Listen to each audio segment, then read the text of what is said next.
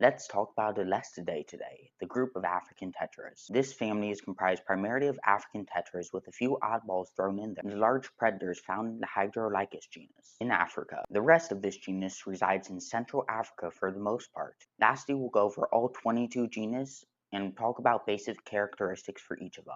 In this video, we'll detail the unique adaptations found in the Alestidae animal family. Let's quickly talk about the taxonomy of the Alestidae family. They reside in the class Actinopterygii, also known as ray-finned fish. This class makes up more than 50% of all vertebrate fish. Further down on the taxonomy chart are Characiformes, which is comprised of 18 families and over 2,000 species. This is comprised of what we call Characins. Included in this are the popular tetras found widespread in the aquarium hobby, as well as piranha and pacu also seen in retail stores. Now we're down to the family of this video, Alestidae. This family is made up of 22 genus and 122 species. This is a big family. Now let's talk about the overarching characteristics of this animal family. First, their size range. The family Alestidae shows a dramatic variation in size, with the small West African genus growing to less than 1 inch in length or 2.5 centimeters, and the largest species, Hydrocynus goliath, reaching the massive size of 51 inches or 129 centimeters.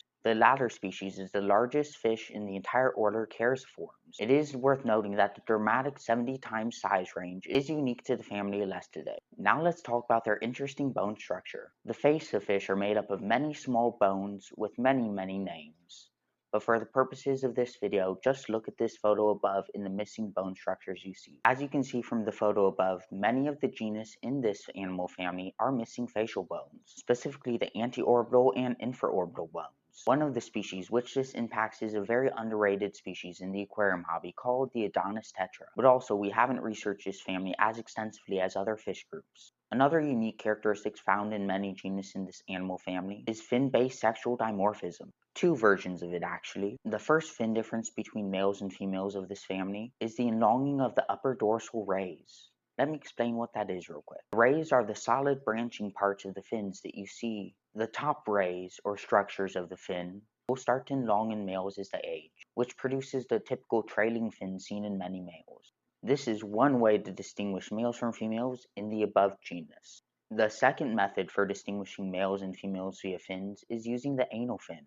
Many genus in this animal family will show thickening rays of the anal fin, specifically in females. The rays that we talked about just previously will grow thicker in females compared to males of the species. Now it's time for the genus overview. Let's go over the 22 genus found within this animal family. During this section, I'll go over any distinguishing characteristics and common names for the species seen above. I will show one example species for every genus I cover. Now let's go over the size range, diet, geographic distribution, and any additional defining characteristics for each genus. The first genus we're going to go over is Alestidae. This is a genus filled with medium to large African Characins, including the common silverside, which can grow to 16 inches, and others that can grow up to 24 inches in length, as well as some growing as small as 8 inches. They seem to be foraging omnivores feeding on a variety of foods such as invertebrates, seeds, fruit, and whatever else they can find. As for their geographic distribution and location, they're found primarily in Congo, Tanzania, and Central to South Africa. Next up is Alestopyrtus, another genus of African tetra that's smaller than the last one. The size range for this genus is 1.5 inches to 3.5 inches, and this includes some interesting Congo tetras such as the cherry red Congo tetra seen above. The dietary information for this genus was not found, but they're likely foraging omnivores similar to other Congo tetra species. And finally, this genus is native to the middle area of the Congo River Basin. The next genus we're going to cover is Alestidae. This is a monotypic genus with only one species found within it.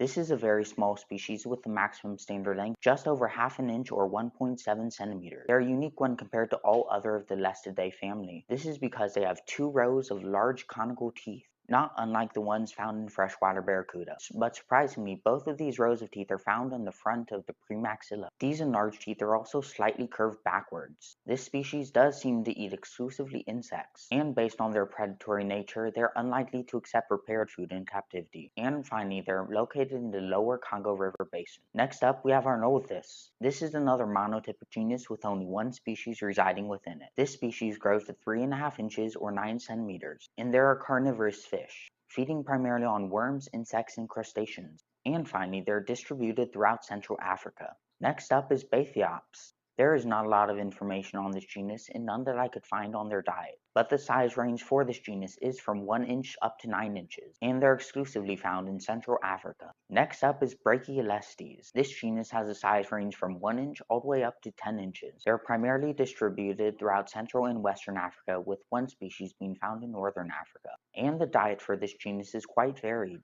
with most being omnivores feeding on small prey items and vegetation. But one species, B. ferox, is a mid-sized carnivore species preying on small meaty items such as small fish and insects. Next up is Brachypteridae. This is a small genus made up of very small species. The size range for this genus is from 1.5 inches to 3 inches. There is not much dietary information on this genus, but they are distributed throughout Central and Western Africa. Next up is Brycinus. This genus has a large size range from 3 inches all the way up to 20 inches. Also, a defining characteristic is that they have large scales compared to other characins in this family. They have a mainly carnivorous diet, being made up of insects, fish, and crustaceans, as well as the occasional vegetation and debris. And finally, they're another genus concentrated in Central Africa, with some species being found in the Northern Africa area. Next up is Alestidae. Here we have a mid-sized genus with about 6 species residing within it. This genus is filled with small to medium-sized characins, with a size range from 3 inches all the way up to 9 inches. There is not dietary information for this genus, but they are concentrated in Central Africa. Next up is Brachypteridae. This is a small genus filled with small to medium characins. The size range for this genus is from 3 inches all the way up to 9 inches. There is not dietary information for this genus, but they are concentrated in Central Africa as well. Next up is Characiformes. Here we have another monotypic genus with only one species residing within it. There are larger species growing to 9 inches in length. There is not information on the diet for this species, but they are found in Central Africa. Next up is Alestidae. Here we have another monotypic genus with only one species residing within it. There is not really any information regarding this species, so I can't give you information on this genus. Next up is Hemigrammiipteridae. This is a genus of small fish with only 2 species residing within it. The length of one is 1.2 inches and the other reaches 2.5 inches. And the diet for these species are small insects and invertebrates. And finally, they are distributed throughout Central Africa. Next up is Hydrocinus. This is a genus filled with large African predators, including the Goliath tigerfish, which grows to 51 inches in length, and others can grow as small as 30 inches. This genus is comprised exclusively of fish-eating predators. Some species do prey on insects and invertebrates as juveniles, but eventually they become exclusively fish eaters.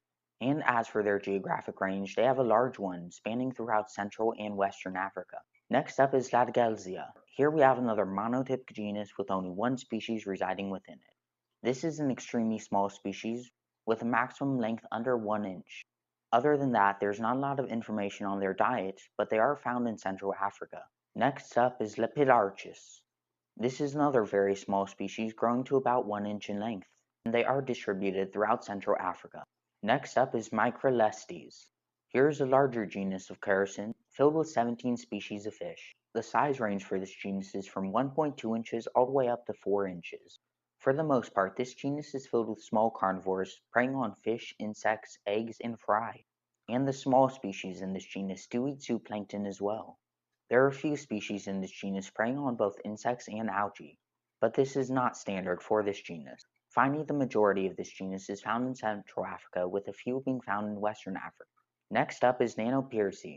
This is a small genus with only 3 species residing within it.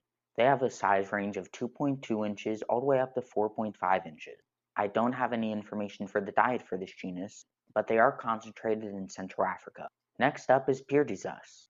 This is another monotypic genus with only one species residing within it. This species grows up to 5 inches in length, and there is not a lot of information on the diet for this species, but they are found exclusively in Tanzania, no other place. Next up is Phoenicogrammus. Here we have a group of small Congo tetras. This genus is where the most common species of Congo tetra resides. The range of size for this genus are from 1.2 inches all the way up to 4 inches, and they're an omnivore feeding on small insects, crustaceans, invertebrates, plants, algae, and debris. And finally, they're found throughout Central Africa. Next up is Rhabdolestes. This is a mid-sized genus of small fish for the most part, with a size range from 1.2 inches to 3.5 inches. For most of the species in this genus, we do not have dietary information, except for one. Thanks to that one species, we know that at least some of them are carnivorous. feeding on aquatic insects and invertebrates. And finally, this is a widespread genus, not only being found in Central Africa, but also being found in Western, Northern, and Eastern Africa. Last up, we have tricuspid Alestidae.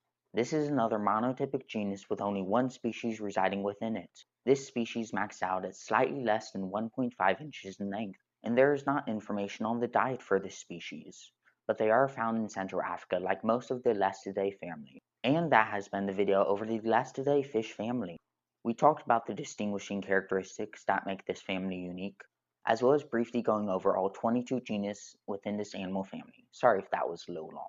Be sure to subscribe because next week we're going to go over the glow light tetra, a popular tetra in the aquarium hobby. Now stick around for the end where I'll go over the sources used to create this fish family overview.